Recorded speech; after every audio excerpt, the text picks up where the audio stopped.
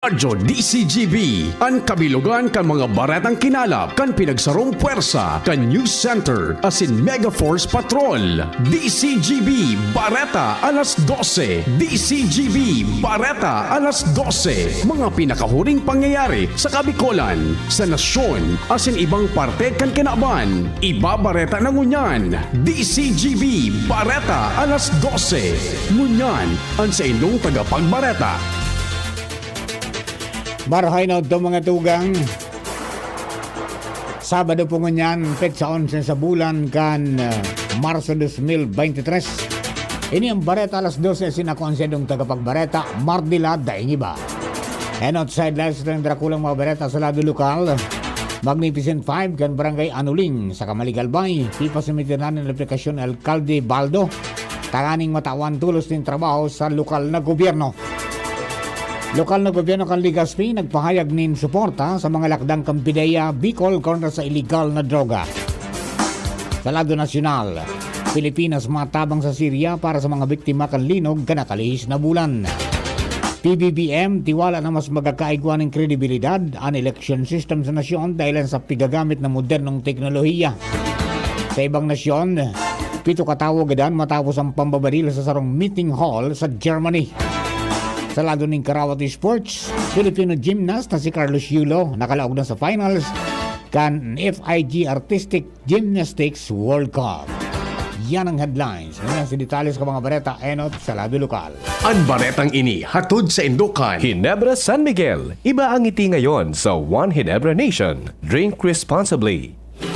Di pa sumitir na ni Alcalde Caloy Baldo kan Kamaligalbay ang Magnificent 5 na sinda Jerry Nodalo, Jose Ubal, Orly Nantes, Mark James Mariñas asin Roger Villanueva kan sa indang resume asin iba pa mga dokumento sa lokal na gobyerno kang Kamalig bilang pagutob sa iyang promisa na tatawan sindanin trabaho sa LGU.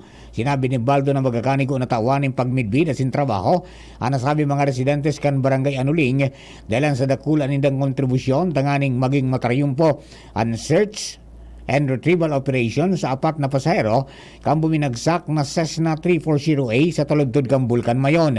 Sigong kay Baldo, ang Magnificent 5 ana inot na nakasakat asin nakahanap sa crash site asin nagpaabot sa indanin na impormasyon manangod sa kondisyon kan eroplano asin mga pasahero kung saan nagtabang man sinda sa paggiya kan mga responders pasakat sa lokasyon kan eroplano. Sa ngunyan, wala pa man nin pigluluwas na impormasyon ng alkalde kung anong klaseng trabaho nito tao sa inda sa nasabing mga herwe. Kaso hapon, ginibo naman ang Cessna 340A operational debriefing para sa gabos ng mga personahe sali sa Manila na opisina di gobyerno na nagtarabang sa operasyon na personal man na pigatindira ni Incident Management Team Commander Alcalde Baldo, Official kan Civil Aviation Authority of the Philippines Energy Development Corporation, asin iba pa. Ang baretang ini hatod sa Indukan. Maggi Magic Sarap. Ang nagmamahal, nagmamagi. Ipinahayag na Alcalde Carmen Geraldine Rosal kan Legazpi City na bilog ang suporta kan lokal na gobyerno kan Legazpi sa mga anti-drug activities, advocacy asin barangay drug efforts kan Philippine Drug Enforcement Agency o PDEA Bicol. Inaan binuwian na pagsigurasyon kan alkalde sa pagbisita sa iya kasuhapon in na PDEA Bicol Regional Director Edgar Hubay, kaibanan sinda Assistant Regional Director Aida J. Ferolino, PDEA Albay Provincial Officer IA Noel S. Briguel asa iba pang opisyal kan nasabing ahensya. Sinabi ng Alcalde Rosal na padagos sa indang suporta sa mga inisyatibo asin kampanya kontra illegal na droga sa syudad, lalo na tulo na sana sa 70 barangay anday pa na idideklarar na drug cleared. Kasabay kini nangapudan man ng kooperasyon sa mga Legazpeño tanganing maideklarar na drug free ang syudad kan Legazpi. Ang baretang ini hatod sa Indukan. Is being brought to you by Liver Aid. Liver Aid, available in South Star Drug, Mercury Drug, and other drugstores nationwide.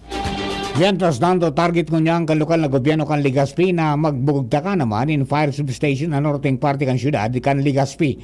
Sigun ini ka Alkalde Geraldine Rosal kung sayang sinabi na dakulang bagay kung ang northeng parte kan magkaigwa naman in substation tanganing mapakaskas ang pagresponde in kaso may mga insidente nin sulok. Sinabi kan alkalde na pigilan nida na paplanong dugang na pasilidad na ipakonstruir sa barangay Rawish. Kasabay kini nagpromisa man sa alkalde Rosal na in kaso kaya kan budget kan lokal na gobyerno kan syudad madugang sinda ni mga fire trucks sa Bureau of Fire Protection Legazpi Station tanganing madugangan man ang mga sindang pigagamit na bikulo sa pagresponde sa mga emerhensya sa palibot, partikular na ang sulo. Ang baretang ini hatod sa Indokan. Join na sa Genericard Loyalty Program. Punta na sa Generica Drugstore at mag-register for free. See posters and print ads for details.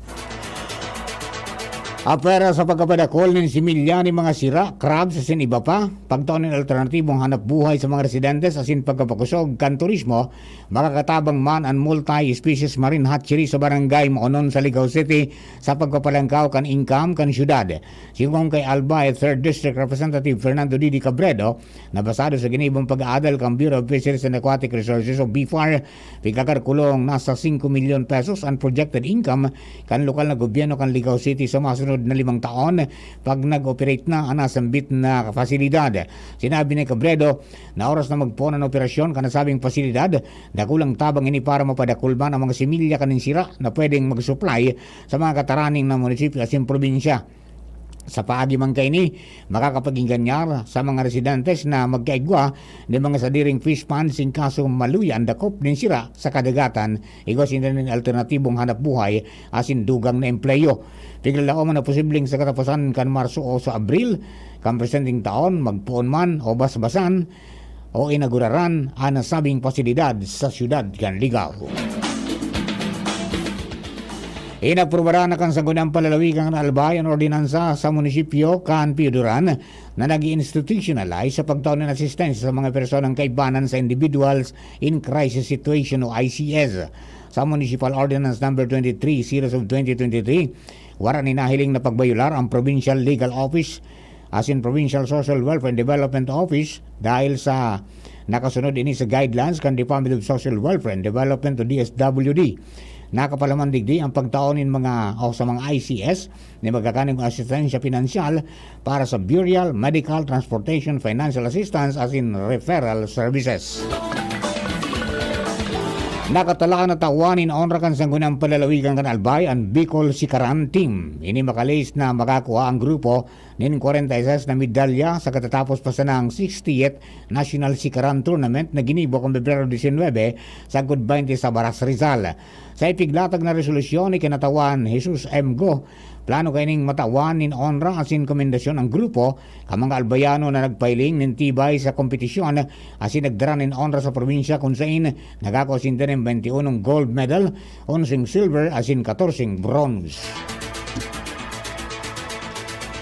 Sa ibang baretang lokal, nagpatanid sa publiko ang Department of Trade and Industry o DTI Bicol manungod sa pagbakal asin paggamit ng mga fire extinguishers na dahil nagsusunod sa product standards na pigpapaotob kan ahensya. Sigon sa DTI Bicol, ngunya na Marso, halangkaw ang rehistrong insidente ng sulo asin piglalauman kan ahensya na dakol ang mapabakal kan nasabing produkto na posibleng magdara ng peligro sa seguridad asin salud ka mga magamit kay ni. Katakot digdi inabisuan kan DTI Bicol na inspeksyonon ni Marhay ang produktong babakalon asin magbakal sana ni mga fire extinguishers sa mga tindahan na may valid PS license number hali sa DTI Bureau of Product Standards o DTI BPS. Pinatanida man kan DTI ang mga establishmento na dahi magpabakal ka nasabing produkto na wala ni magkakanig kung marka hali sa indang ahensya. Asarupang baretang lokal, mantinidong positibo sa paralytic shellfish poisoning o toxic red tide ang kadagatan na sakop kan Milagros Masbate.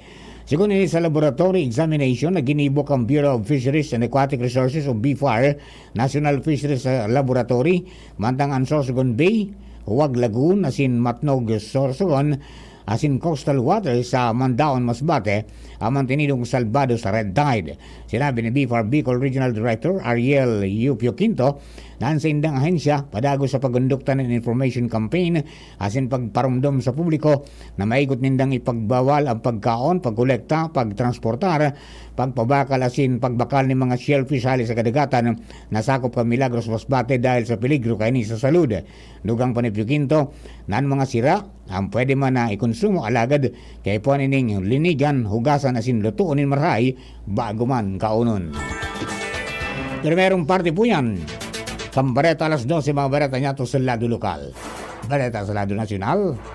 Ibang nasyon sports sa iba pa, makalistang kani. Para sa liver lovers, Liveraid man giraray. Liveraid Silimarin Capsule. Liveraid, sabayan ni proper diet as in exercise, uro aldaw. Liveraid Silimarin Capsule. Maging liver lover, Liveraid na. Mahalagang paalala, ang Liveraid ay hindi gamot at hindi dapat gamitin panggamot sa anumang uri ng sakit. Para sa liver lovers, Liveraid man giraray. Liveraid Silimarin Capsule. Liveraid, sabayan ni proper diet as in exercise, uro aldaw. Liveraid Silimarin Capsule. Maging liver lover, Liveraid na. Mahalagang paalala, ang Liveraid ay hindi gamot at hindi dapat gamitin panggamot sa anumang uri ng sakit.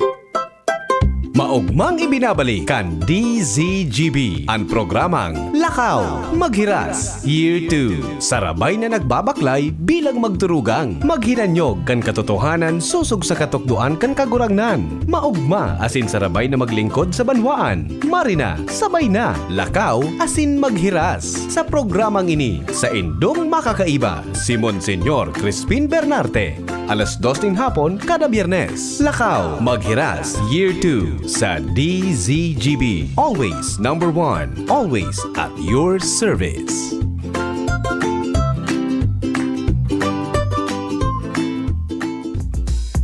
Halika na sa pinakamura, panlalaki, pambabae o pambata.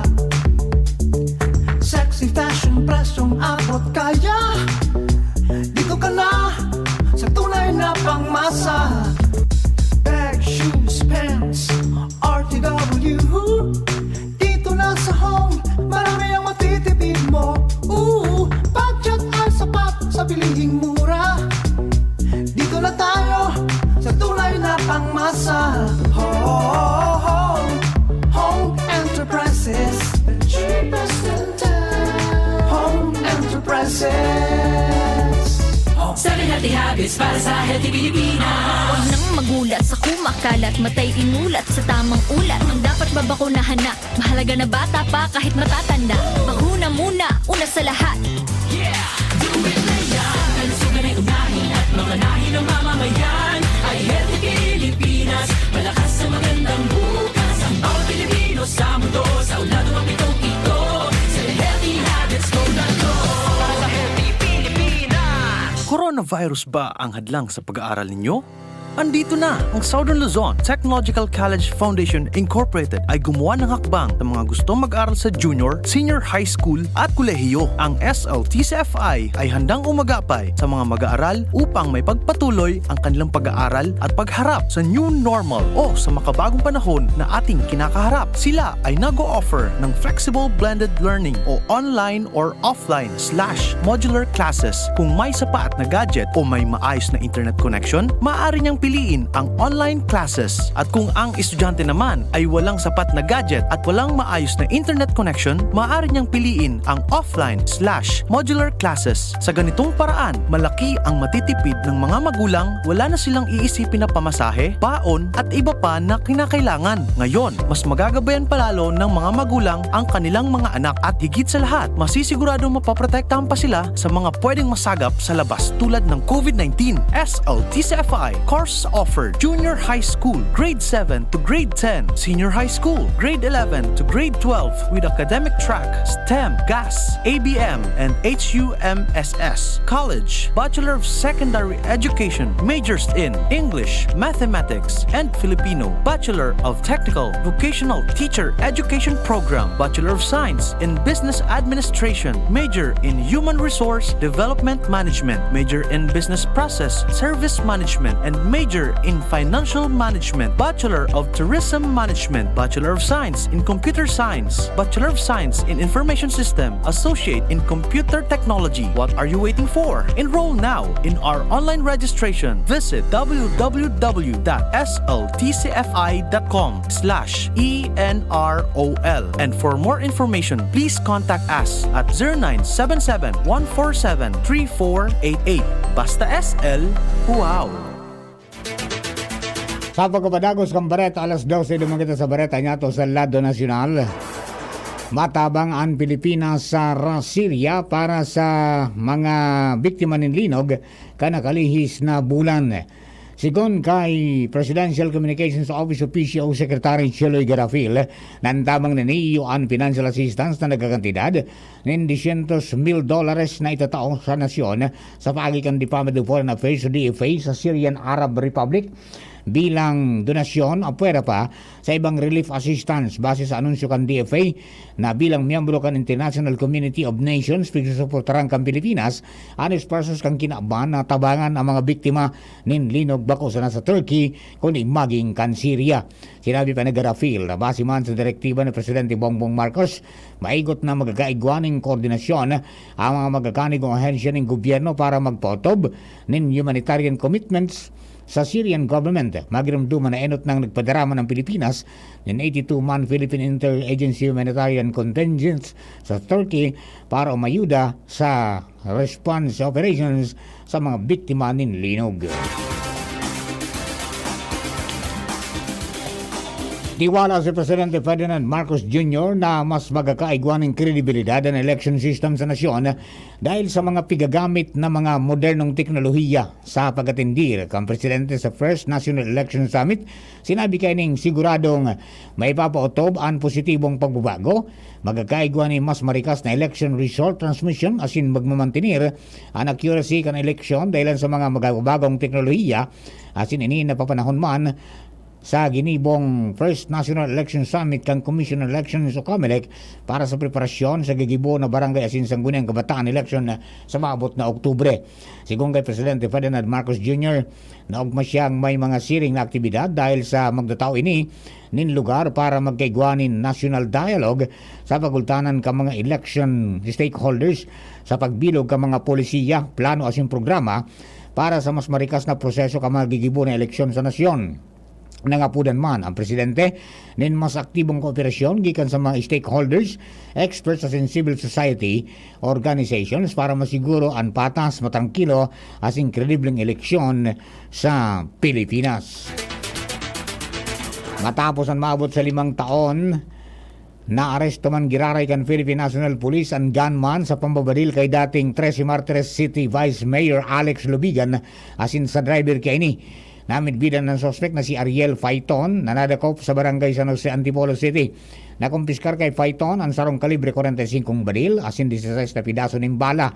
Si Faiton na mahampang sa kasong double murder asin prostrated murder Hulyo 7, 2018 kan tambangan si Lubigan asin driver kay ning si Romulo Guillimer sampang kan Korean Hospital sa 13 Martires City sa Cavite. Puminalag si Senador Amy Marcos sa pagtuturo sa iya ni Senate President Juan Miguel Zubiri na dahilan kan delay sa ratifikasyon kan Regional Comprehensive Economic Partnership o RCEP. Sa tahaw naman ini kamang issue kang posibleng pagpapalayap kay Zubiri bilang Senate President. Depensa ni Senador Marcos na bago pa man na i-transmit kan Office of the President ang RCEP ratification package sa Senado kan Nobyembre 29, nakapag-gunukta na siya ng public consultation kan Septyembre para inganyaron ang Department of Agriculture o DA, Department of Trade and Industry o DTI, asin Bureau of Customs o BOC na aksyonan ang mga reklamo kan agriculture asin MSME sectors. December 6 kan mai-refer sa sayang komite ang ratification package kan RCEP asin Disyembre 12 man kan itinalaan ang primerong formal hearing. Siring man day nagipagtabangan ang mga ipinaapod niyang ahensya ng gobyerno. Nagagad siya ng tabang kay Zubiri para pasimbagon ang mga ahensya ng gobyerno. Alaga day man inaaksyonan. Dahil ang digdi, tulos niyang ipinaisa sa liderato kan Senado na daing niya maisponsoran ang propestong lay na daing sufisyenteng proteksyon sa mga paraoma asin mga MSMEs siring man ang paglatag ka mga lakdang kontra sa smuggling. Nagtutupod pa si Marcos na posibleng ang pagsalida kan Executive Secretary ang naging dalan para magagawa ng late transmittal kan RCEF o RCEP asin bako siya ang dapat na basulon sa nakapagkapendyente kan ratifikasyon kay ni. Importante para kay Agri-Party List Congressman Wilbert Lee na maresolbiran ang gabos na mga issue o problemang piglatag ka mga driver asin operator ikang pampasayrong jeep katakod sa implementasyon kan Public Utility Vehicle o PUV Modernization Program. Paliwanag ni Lee, ang sektor kan transportasyon bakusan ang klase ng serbisyo sa publiko kung ikabuhayan man kan dakol tang kababayan kaya sigurado na dakol ang maapektaran pagdain na solusyonan ang sendang apelasyon manangod sa programa. Panginot digdian halangkaw na presyo ng modern jeepney na minaabot sa 1.6 sagkod 2.3 milyon pesos na di kayang hulugan ka mga operator as mga tsuper na nagdedilensya sana nin 600 sagkod 750 pesos kada aldaw. Naadit sili na kung di maresolbiran malulubog ang mga driver as operator sa utang sa pagkuha kang bagong unit. Tinawanin doon ni Lee nagigibuo na patas asin makatawo ang paying scheme sa pagbakal nin bagong jeep asin gibuon ini na mas halabang panahon na pwedeng puon 10 sa 17 anyos o 17 taon na pwedeng ipirar muna sa subsidiya ng gobyerno. Figure commenter man ni Lee na dahil pipirito ng mga driver asin operator na habo maging parte kang kooperatiba. Para kay Lee, importante man na mamantinir ang iconic design kan traditional jeepney dahil nakakatatak na ini bilang parte kan kultura asin identity kan nasyon. Suportado kan Greenpeace Philippines ang pagbalyo gikan sa mga tradisyonal na transportasyon siring sa mas eco-friendly na moda alaga tinaawanin doon nakaipuan kaning maging inklusibo asin isentro sa interes kan mayoriya. At itong pahayag kan organisasyon sinabi kang grupo na dapat day maapektaran o sigurong kang gobyerno na nakonsulta kay ni ang gabos sa sektor na maapektaran sa nakatala ng modernisasyon. Sinabi ni Rhea Jane Malyari, Greenpeace Philippines campaigner, na saldaw kan issue kan jeepney modernization program kung saan dapat na taawanin atensyon kang gobyerno ang iba pang issue manungod sa pagpapababa kan carbon dioxide emission ka mga lundaran asin pagirahay ka mga infrastruktura para sa green traffic.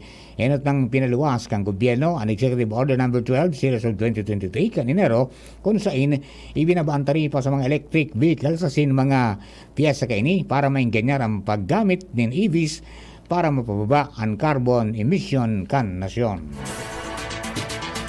Piglansar ka ni Department of Agriculture kaibanan ng Bureau of Fisheries and Aquatic Resources ang Oplan Asin na may kamautan na palangkawon ang lokal na produksyon para marhay ang kalidad kan asin sa nasyon sa pagikang pagkapakarhay ka mga proseso asin asikaso man ka mga training sa paggibonin asin mantang bigbabalanse ang mga kinakaipuhan para sa mga polisiya sa kaligtasan ng pagkaon asin industrial use. Sigon sa Philippine Statistics Authority o PSA, na nasyon nag-importa ni maabot sa 300 milyon na kilo nin asin kan 2021. Inaprobara na kan House Committee on Poverty Alleviation ang propestong magtaonin 20% na diskwento sa pagkuhaan ng mga certificate asin clearance sa gobyerno ka mga nagtitios na naghahanap ng trabaho. Pero sa substitute bill kang propestong kabalikat sa Hanap Buhay Act, iaprobado naman kan chairperson ng komite na si One Pack One Party List Congressman Michael Romero. Ang committee report ka nagsasabing kan propestong lakdang sa iraram kang bill itatao ang 20% na diskwento sa pagkuha ng clearance sa National Bureau of Investigation o NBI asin Philippine National Police Medical Certificate, Civil Service Eligibility Certificate asin iba pang documentary requirements na pigdatao kang gobyerno asin pigahagad sa piglalaugan na trabaho. Sarong Interagency Coordinating and Monitoring Committee ang pinilog para siguruhon na may papaotob ang protestong lay. Sa ibang nasyon, nasa 7 katao ang nagadaan matapos ang nangyaring pambabadil sa sarong meeting hall kan Jehovah's Witness sa Hamburg, Germany. Nag-ugot man ang sulamenteng suspitsado matapos ang nasabing insidente. At mga nagadaan kinabibilangan kan 4 na lalaki asin 2 babae. Mantang iri duman an 8 katawo kung sain 4 sa inda may matinding danyos na kinabibilangan kan sarong Ugandan asin Ukrainian national. Dahil pang nakukuha ang impormasyon ng mga otoridad kung ano ang motibo kan suspect. Sa initial investigation kan mga kapulisan na igwang maraot na buot ang suspect sa saro man na dating miyembro kan relihiyon. Sa lado ng Karawat Sports, laog na sa final sa FIG Artistic Gymnastics World Cup Series sa Baku, Azerbaijan, si Filipino gymnast Carlos Yulo kan Biyernes nakaaban sina sa medal count ang pambato kan Pilipinas sa rings asin parallel bars. Nasa ikaduang pwesto na ni naigwang kabilugan na 14,916 points. Makakalaban niya sa final sa gigibuon na sa Domingo ang pambato kan Israel na si Andrei Medvedev, Gabriel Bortanete kan Romania, Nikolai Bartolini kan Italia, Aurel Bedovic kan Croatia, asin Harry Hepworth kan Great Britain, siling man si Shek Wai-hung kan Hong Kong. Sa kabilugan, may 4 ng medalya si Yulo sa nasabing World Cup Series na kinabibilangan nin bronze sa parallel na ginibo sa Germany, gold sa floor exercise, silver sa parallel bars, asin bronze naman sa vault sa Doha o kaya sa Doha, Qatar. Breakthrough!